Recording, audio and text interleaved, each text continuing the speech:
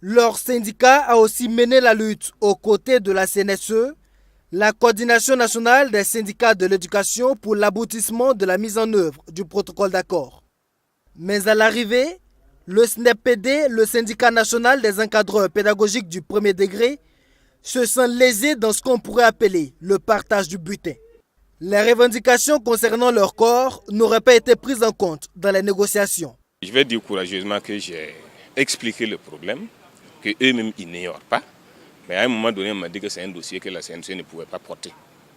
Voilà. Maintenant, je ne sais pas pourquoi ils ont refusé de le porter.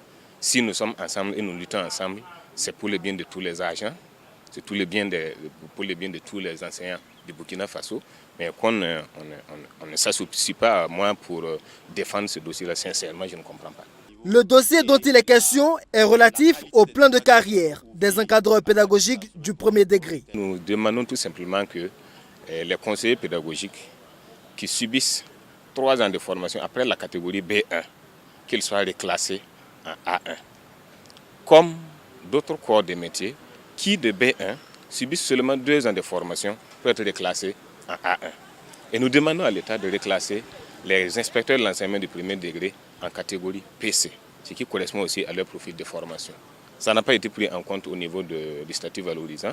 Une injustice selon le SNEPD qui ne compte pas rester les bras croisés, d'autant que ce syndicat estime avoir été l'initiateur de la lutte pour le statut valorisant depuis 2008. Nous allons continuer le combat parce que nous sommes des syndicalistes. Nous allons revoir le gouvernement pour réexpliquer notre problème parce que ce n'est pas un problème que les gens ignorent.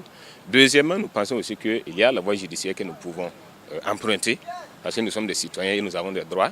Et nous pensons que le droit pourrait être dit aussi par rapport. Donc nous avons aujourd'hui 2 plans de bataille, et la bataille juridique et la bataille syndicale. Autant dire que le gouvernement, qui croyait avoir du répit avec la rédaction du statut valorisant au profit des syndicats de l'éducation, n'est pas encore sorti de l'ornière. En plus des encadreurs pédagogiques, il y a aussi les instituteurs adjoints certifiés et les instituteurs certifiés qui se sentent aussi lésés dans ce statut valorisant. Ils promettent tous des actions dans les semaines à venir.